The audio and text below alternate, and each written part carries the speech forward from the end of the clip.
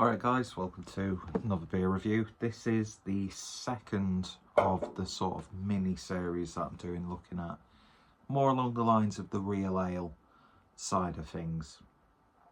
Mainly because it's just it hardly gets covered on the channel.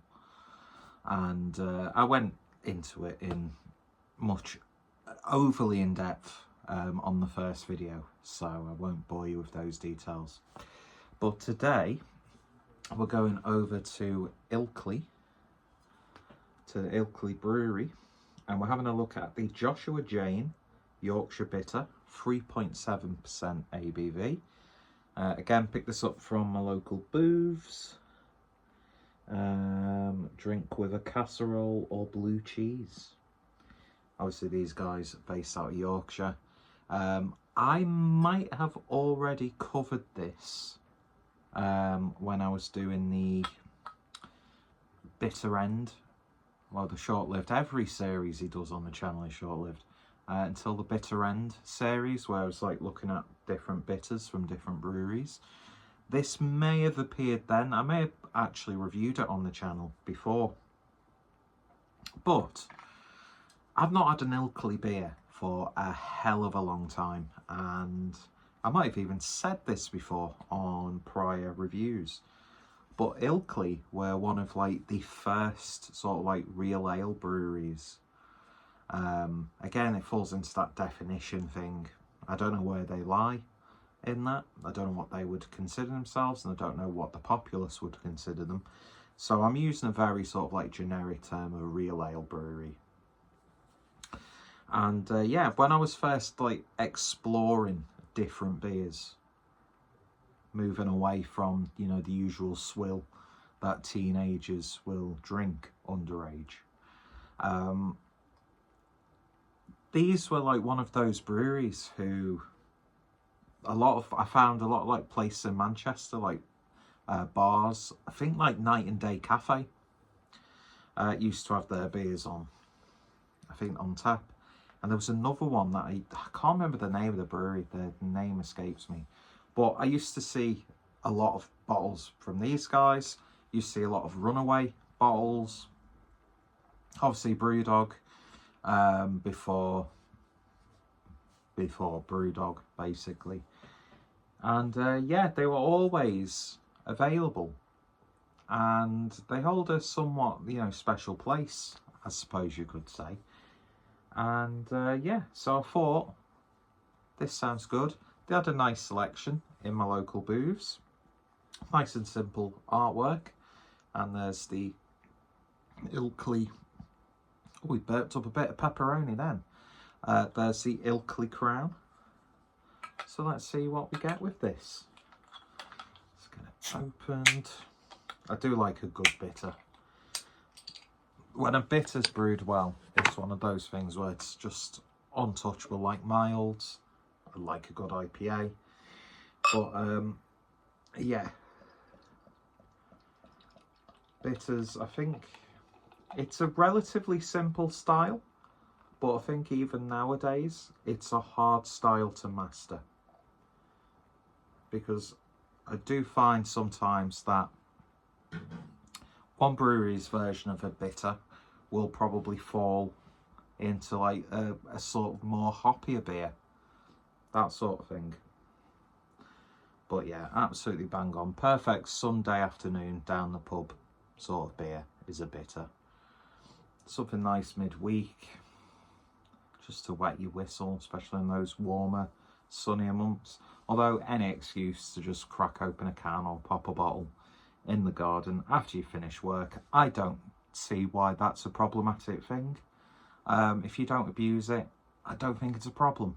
I think I said this in the video, well, recorded a couple of hours ago. I think some people would look at me and go, he's drinking a bit too much, you're the beer guy. That, you know, like work colleagues and stuff like that. Even though I would say that their drinking habits, especially on the weekends, is probably costing them more in the long run, and probably doing a hell of a lot of damage, because that's a lot of alcohol, mixed versions of alcohol as well, varieties of alcohol at once. I very seldom touch spirits and cocktails and things like that. I have been enjoying White Claw a little bit more recently. And I can't lie, I like stuff like Aperol Spritz and Negronis. There's just something really satisfying about those sorts of beers. Espresso Martini. Could you get a better cocktail, really? Do you know what I mean? But these aren't drinks that I drink all the time. My tipple, 1 or 2 beers, maybe a few times a week.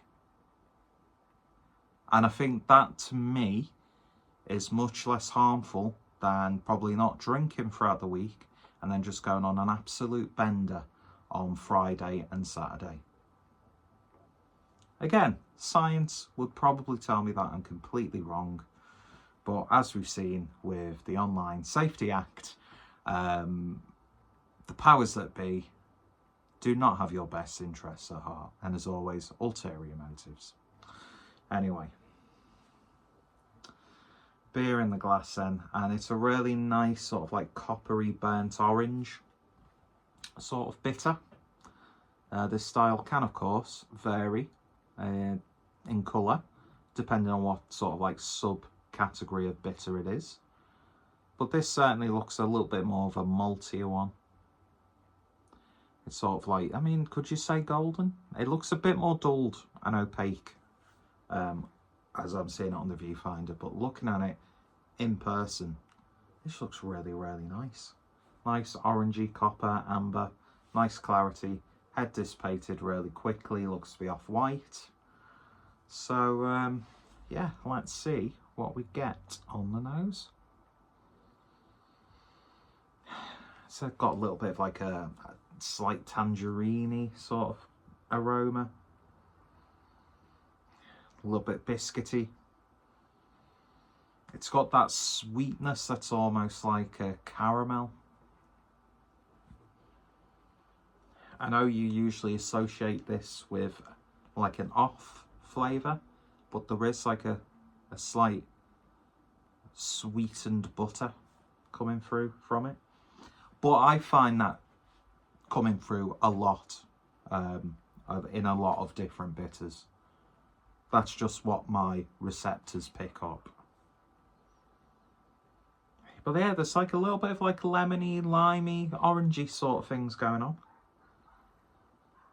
What's the ABV on this? Don't think it was at 3.7. Yeah, smells nice. Got a subtle spiciness to it, I suppose you'd say. Looks good, smells nice. Let's give it a taste. Cheers, folks.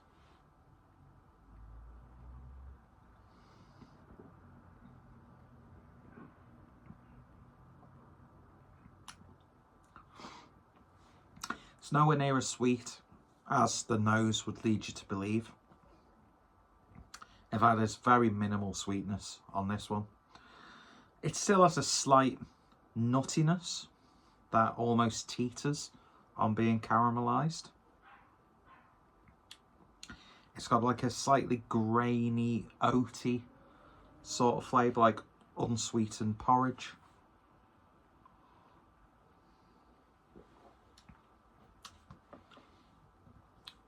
I said I got a little bit of an almost butter-like aroma or note on the nose.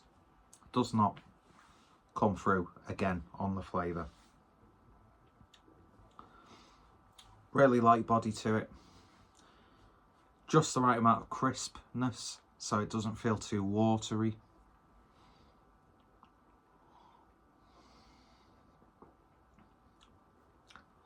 A little bit bready. It's got those earthy, hoppy tones to it. Just like the sweetness, you're not really getting too much upon reflection of that like slight orangey lemon. The lemon in this is there, right? But on one sip, there's not.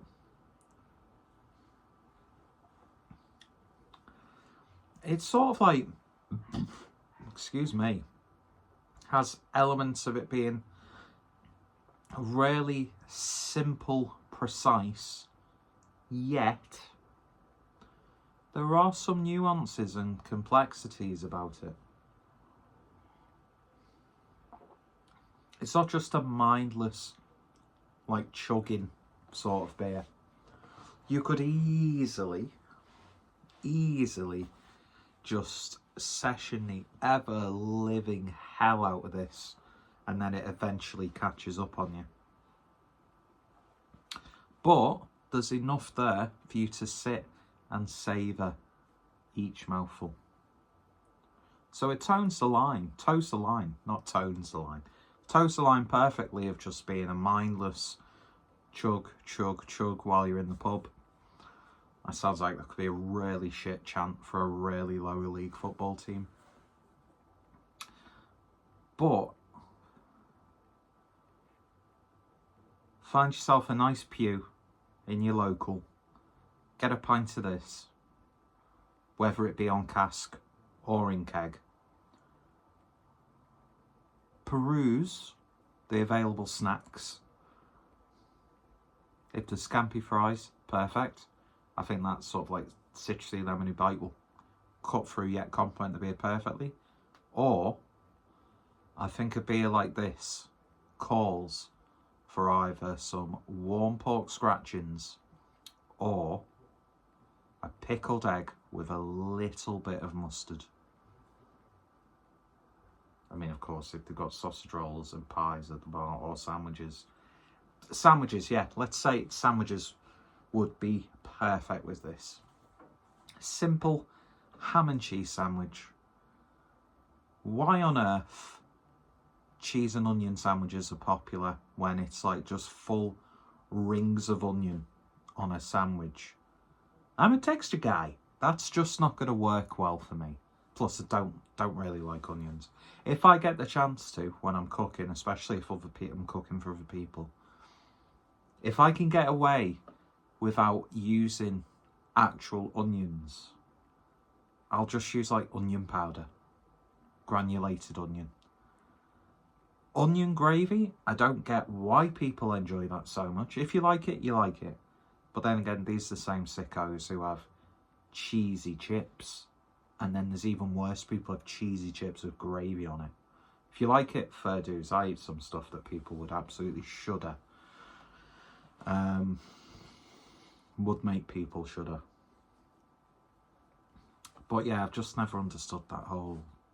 Why would you want a rings of onion ruining a nice bap or a butty? Do you know what I mean? But yeah, don't go for ploughmans. Overrated. So nice cheese and ham, butty. Just the right amount of butter. Again, don't like when people have lashings of butter on things. It's all down to preference. But check the hard drives. I mean, you won't be able to check their online history because of the Online Safety Act, which is just an absolute disgrace, by the way. And of everything that's happening in the UK right now, I think fundamentally that is the most catastrophic and disgusting policy that's being pushed through. We didn't think anything of it when it actually came into play in 2023. We thought it'd be repealed, mocked and discarded. But no, the internet as we know it is just gonna disappear.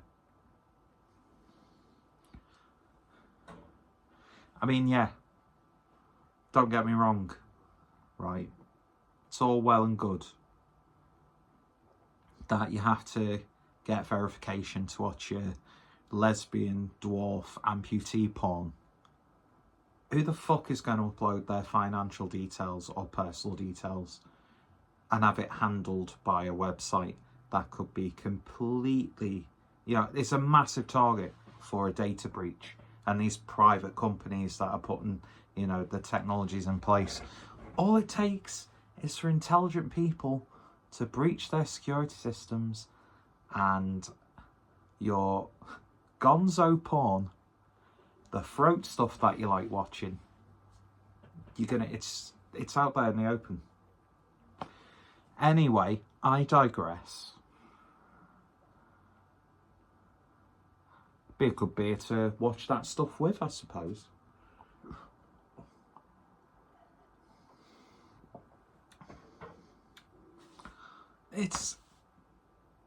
Is it an amazing bitter? Is it the best bitter I've ever had? No. Is it a boring bitter? Is it a bad bitter? No. Is it well brewed? Of course it is. Is it ticking all the boxes for me? Yes, it is. Would you have it again? Of course I would. I'd get 2 or 3 bottles of it. Just like the Mad Hatter before, the previous video.